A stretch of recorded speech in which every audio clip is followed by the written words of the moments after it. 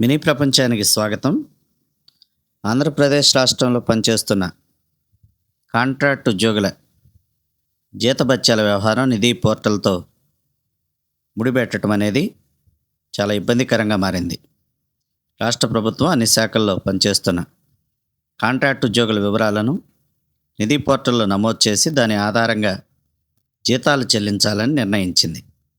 ఈ విధానం ద్వారా ఉద్యోగుల వివరాలు ఒకే డేటాబేస్లో ఉండి జీతాల చెల్లింపులో పారదర్శకత పెరుగుతుందని అధికారులు చెబుతున్నారు. అయితే అమలులో మాత్రం తలెత్తిన అనేక సాంకేతిక సమస్యలు కాంట్రాక్ట్ ఉద్యోగుల పాలిట శాపంగా పరిణమించినట్లు కనపడుతుంది. చాలా డిపార్ట్మెంట్లలో పోర్టల్లో ఉద్యోగుల వివరాలు నమోదు చేయాలంటే ముందుగా సంబంధిత శాఖల క్యాడర్ స్ట్రెంగ్త్ వివరాలు కనిపించాలి. కానీ అటువంటిదేమీ కనిపించడం లేదని తెలుస్తుంది. చాలా శాఖలకు చెందిన క్యాడర్ వివరాలు ఇంకా పోర్టల్లో అప్లోడ్ కాలేదని చెప్తున్నారు. దాంతో ఉద్యోగుల డేటా నమోదు ఆగిపోయింది.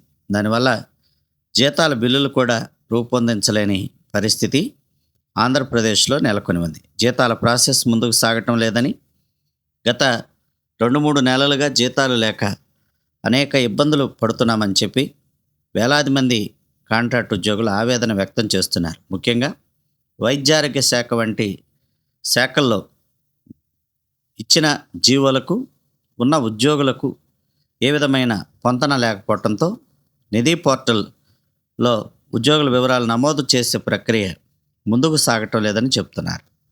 దీని మీద ప్రభుత్వం ఇక మీదనైనా సరైన చర్యలు తీసుకొని కనీసం మే నెలలోనైనా జీతాలు వచ్చే ఏర్పాటు చేయాలని కాంట్రాక్ట్ ఉద్యోగులు ప్రభుత్వానికి విజ్ఞప్తి చేస్తున్నారు. లేకపోతే పిల్లల ఫీజులు చెల్లించడంతో పాటు ఇంటి అద్దెలు కట్టడం, నిత్యావసర వస్తువులు కొనుక్కోవటం వంటి విషయాల్లో అనేక ఇబ్బందులు తలెత్తుతాయని వారు ఆవేదన చెందుతున్నారు.